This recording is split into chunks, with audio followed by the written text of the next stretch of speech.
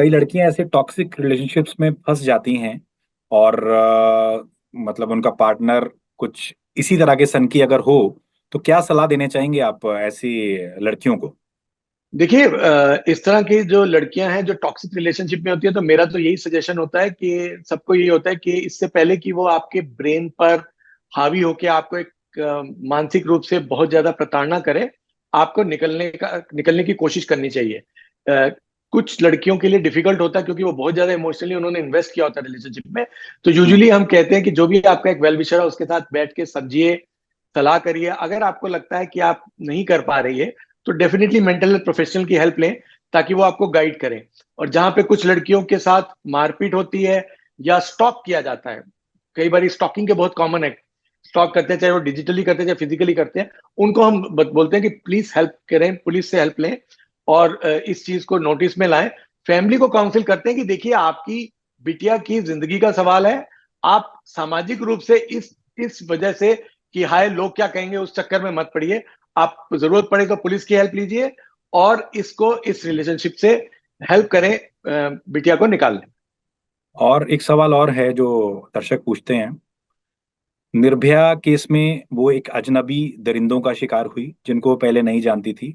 इस अभया केस में भी एक ऐसा वॉलंटियर जो पुलिस का वॉलंटियर बना हुआ है वो आता है और ये ऐसा जघन्य अपराध करके उसको ना सिर्फ अपराध करता है भाई, उसको मार भी देता है। तो कैसे लड़कियां पहचान करें? क्या कोई ऐसी सेंस डेवलप कर सकते हैं? आपको लगता है कि आपके पास ऐसे कुछ केस आते हैं या आप कुछ सलाह देना चाहते हैं? देखिए, बिल्कुल इस तरह के केसेस जिसमें लड़कियों को स्टॉक करते हैं या टॉक्सिक रिलेशनशिप में, ये हम्म। तो डेफिनेटली आते हैं।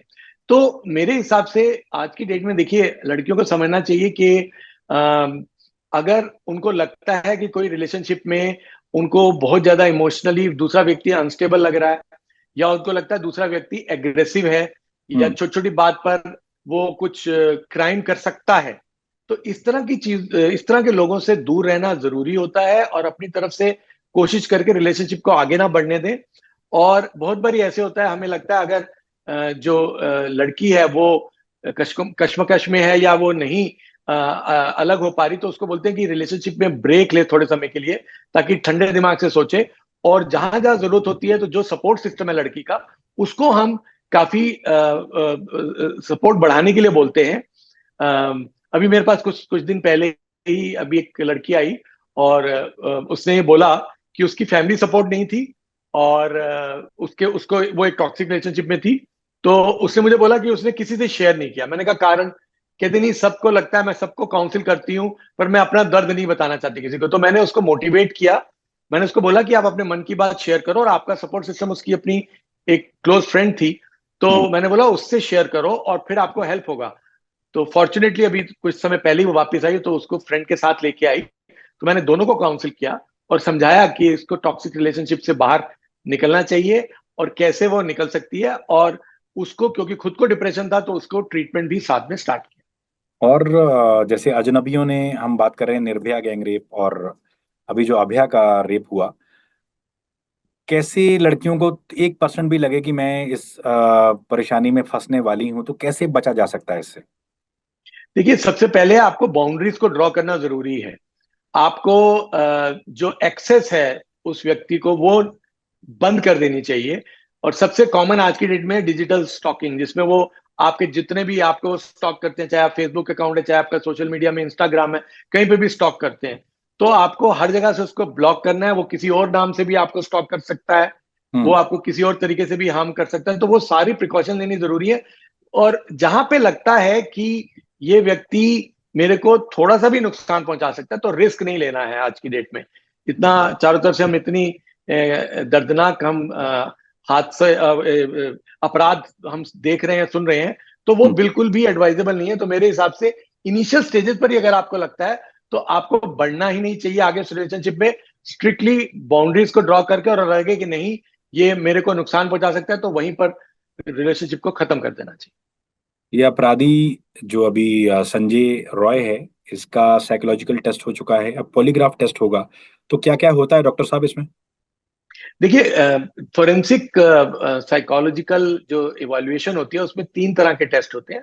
एक होता है नार्को एनालिसिस, जिसमें हम बेहोशी की दवा देकर जो जो सस्पेक्ट है उसको उससे बातचीत करते हैं, जिसमें उसके सबकॉन्शियस माइंड या जो अवचेतन मन है उसमें क्या क्या बातें हैं उसको एनालाइज करते हैं। दूसरा होता है पॉलीग्राफी, जिसके अंदर poly means multiple, graph means multiple sensors को लगाया जाता है। इसको हम लाइट डिटेक्शन टेस्ट भी कहते हैं। इसमें हम्म। जो सेंसर्स लगा के जो सस्पेक्ट है उसके ब्लड प्रेशर, उसकी रेस्पिरेशन, उसकी पल्स और उसकी ब्रीदिंग, इन सब का इवेल्युएशन किया जाता है। तो ये माना जाता है, उससे क्वेश्चन पूछे जाते हैं। तो फिजियोलॉजिकल अगर कुछ चेंजेस जो आते हैं वो देखे जाते हैं। और तीसरे तरह का टेस्ट होता है जिसको हम ब्रेन मैपिंग कहते हैं, जिसमें इलेक्ट्रोड्स लगाई जाती हैं स्कैल्प पे, सिर पे, और उसकी बेसिस पे जो सस्पेक्ट है उसको कुछ फोटोज दिखाई जाती है, कुछ बातचीत की जाती है और उसका रिस्पॉन्स देखा जाता है। तो वो जो रिस्पॉन्स है वो ईजी में पढ़ा जाता है।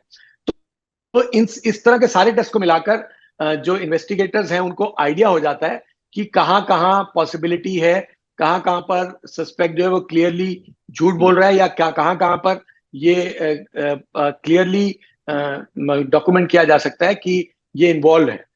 बट इनमें से कोई भी टेस्ट ऐसा नहीं जिसको हम कहें 100% प्रूफ है या हम्म। 100% उसका रिजल्ट माना जाएगा, वो सही रिजल्ट देगा। और लीगली इसमें कंसेंट चाहिए, और इसमें लीगल वैलिडिटी कोर्ट के आगे बहुत लिमिटेड है। उसको एज अ एविडेंस की तरह आप कर सकते हैं, बट वो कोर्ट इसको मतलब 100% इसको एडमिसिबल नहीं मानता है। तो टाइम्स नाउ भारत की डिजिटल टॉक में आज डॉक्टर संदीप वोरा हमारे साथ जुड़े। उन्होंने बताया कि कैसे इंसान और हैवान दोनों की सोच में क्या अंतर होता है, और समाज में रेपिस्ट बनने से कैसे रोका जा सकता है, और पॉर्न वीडियोस का एक आम बच्चे के दिमाग में क्या असर होता है उसके बारे में भी उन्होंने बताया, और कैसे टॉक्सिक रिलेशनशिप से लड़कियां बच सकती हैं। तो ये एपिसोड आपको कैसा लगा हमें कमेंट्स जरूर करिएगा, क्योंकि जो पिछले एपिसोड्स थे निर्भया की वकील और अभया की वकील से हमने जो बात की, लाखों लोगों ने वो एपिसोड देखा है। और उसी एपिसोड के कमेंट्स से हमें आपने कहा था कि हमें एक साइकेट्रिस्ट से मिलाइए। तो हम आज डॉक्टर संदीप वोरा को आपके सामने लाए, जिन्होंने बड़ी बेबाकी से सारे सवालों के जवाब दिए। उम्मीद करते हैं एपिसोड आपको पसंद आया होगा। पसंद आए तो इसको शेयर और लाइक करना ना भूलें। बहुत बहुत शुक्रिया थैंक यू। डॉक्टर साहब। Thank you very thank much. You.